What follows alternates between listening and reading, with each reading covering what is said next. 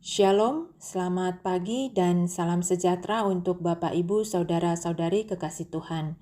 Salam jumpa kembali dalam berkat yang luar biasa dari Tuhan yang memperjumpakan kita kembali dalam Renungan Harian Toraya edisi Sabtu 12 November 2022.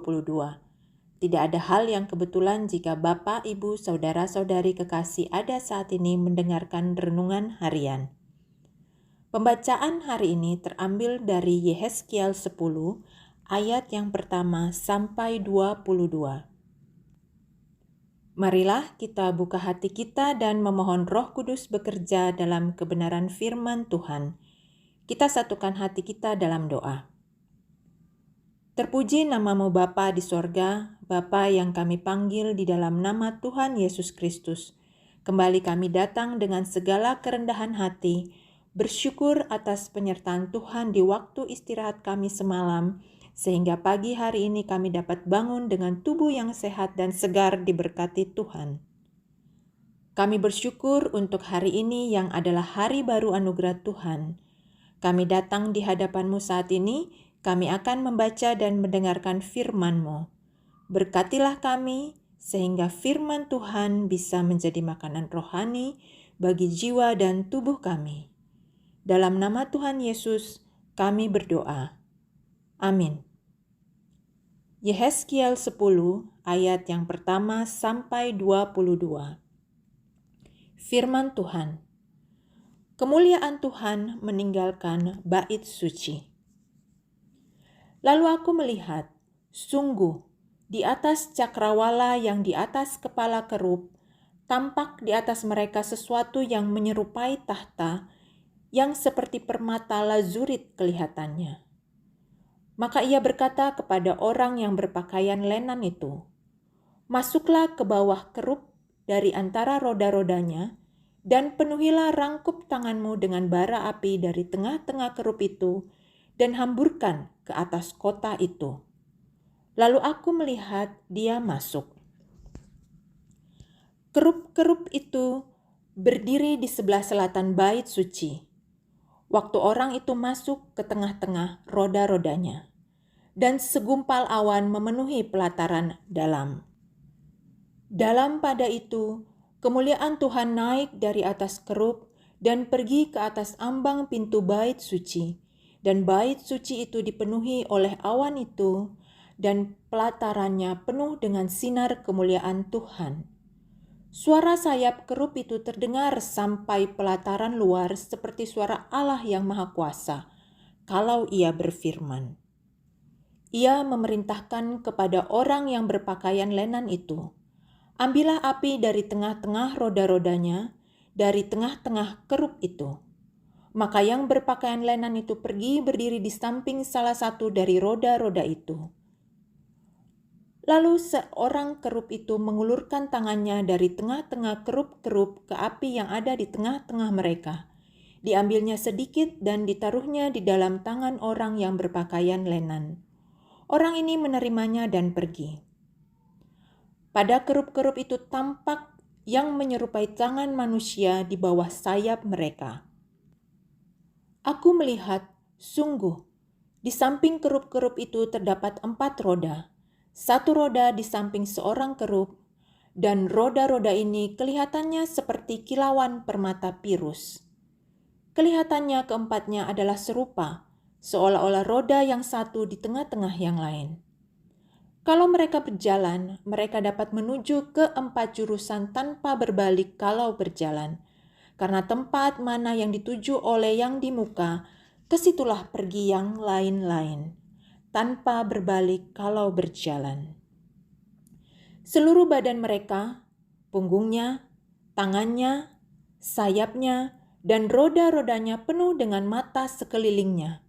Ya, roda-roda mereka berempat juga. Aku dengar bahwa roda-rodanya disebut puting beliung. Masing-masing mempunyai 4 muka. Muka yang pertama ialah muka kerub, yang kedua ialah muka manusia, yang ketiga ialah muka singa, dan yang keempat ialah muka Raja Wali. Kerub-kerub itu naik ke atas. Itulah makhluk-makhluk hidup yang dahulu kulihat di tepi sungai Kebar. Kalau kerup-kerup itu berjalan, roda-roda itu juga berjalan di samping mereka. Kalau kerup-kerup itu mengangkat sayapnya untuk terbang dari tanah, roda-roda itu tidak bergerak dari samping mereka. Kalau kerup-kerup itu berhenti, roda-roda itu berhenti. Kalau kerup-kerup itu naik ke atas, roda-roda itu sama-sama naik dengan mereka. Sebab roh makhluk-makhluk hidup itu ialah di dalam roda-roda itu. Lalu kemudian Tuhan pergi dari ambang pintu bait suci dan hinggap di atas kerup-kerup. Dan kerup-kerup itu mengangkat sayap mereka, dan waktu mereka pergi, aku lihat mereka naik dari tanah dan roda-rodanya bersama-sama dengan mereka.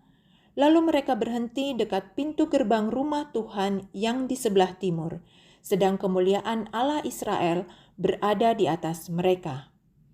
Itulah makhluk-makhluk hidup yang dahulu kulihat di bawah Allah Israel di tepi sungai Kebar. Dan aku mengerti bahwa mereka adalah kerup-kerup. Masing-masing mempunyai 4 muka, dan bagi masing-masing ada 4 sayap, dan di bawah sayap mereka ada yang berbentuk tangan manusia. Kelihatannya muka mereka adalah serupa dengan muka yang kulihat di tepi sungai Kebar. Masing-masing berjalan lurus ke mukanya. Amin. Demikianlah firman Tuhan pagi hari ini. Tema kita hari ini, hadirnya kemuliaan Tuhan. Kama diorenana, kama lakbirana, puang matua. Gedung gereja yang layak dan indah, tidaklah selamanya di dalamnya terjadi pertumbuhan iman jemaat yang layak dan indah. Tetapi pertumbuhan iman jemaat yang layak dan indah, sudah tentu orang-orang yang bersekutu di dalamnya akan berupaya membangun gedung yang layak atau indah. Umat Israel meyakini bahwa dengan hadirnya bait Allah merupakan jaminan kehadiran Allah di tengah umatnya. Namun penglihatan yang diterima Yehezkiel menandai bahwa masa itu sudah berakhir karena kemuliaan Allah akan meninggalkan bait suci. Pada intinya, penglihatan di pasal 10 senada dengan pasal 9, hanya dari perspektif dan penekanan berbeda. Mengapa terjadi perpindahan kemuliaan Tuhan dari ruang Maha Kudus ke ambang pintu bait Allah? Malaikat yang mencatat menerima api dari kerup untuk membakar kota itu, dan kemuliaan Tuhan pergi ke pintu gerbang luar sebelah timur dari pelataran luar. Kemuliaan Allah meninggalkan bait suci karena penyembahan berhala bangsa itu. Allah meninggalkan rumahnya dengan segan dan secara bertahap, tetapi karena kekudusannya, ia tahu bahwa ia harus memisahkan diri dari penyembahan berhala di dalam bait suci itu. Kita dapat merenungkan bahwa jaminan kehadiran kemuliaan Allah di antara umatnya bukan ditentukan oleh ada atau tidaknya bangunan gedung ibadah. Yang terutama adalah apakah umat mempunyai bangunan kesetiaan dan ketaatan terhadap firman-Nya. Kehadiran kemuliaan Allah tidak dapat diukur dengan kesejahteraan manusia secara fisik. Ketika kemuliaan Allah tidak hadir, maka yang hadir di tengah umatnya pasti murka Allah. Untuk itu kita harus dengan sungguh-sungguh merindukan kemuliaan dan kehadiran Allah. Amin. Kita berdoa. Tuhan Allah Bapa kami, terima kasih atas segala berkat yang sudah Engkau limpahkan hari ini melalui firman yang telah kami dengar. Kami mengucap syukur untuk firman-Mu, dan kiranya firman Tuhan menghasilkan buah dalam pikiran, perkataan, dan perbuatan kami. Pagi ini kami akan memulai aktivitas kami.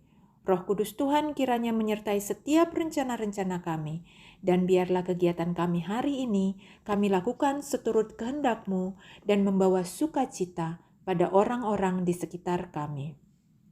Kami berdoa untuk saudara-saudara kami yang saat ini berada dalam kelemahan tubuh karena sakit, pengobatan, dan perawatan.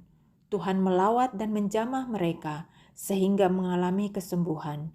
Juga Tuhan berkati orang-orang terkasih yang senantiasa menjaga, merawat, dan mendukung saudara-saudara kami agar selalu sehat.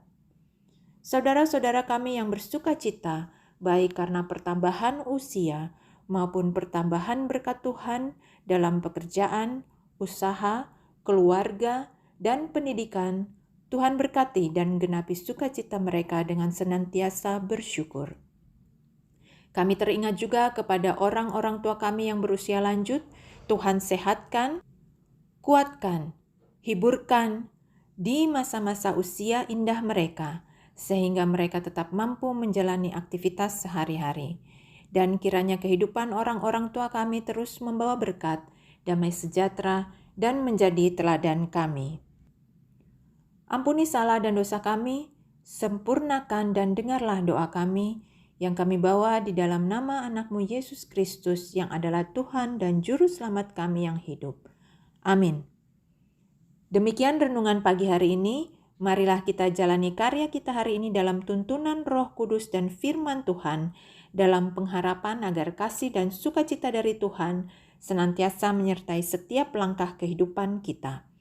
Sampai bertemu dalam renungan harian Toraya berikutnya. Tuhan Yesus memberkati. Selamat pagi. Shalom.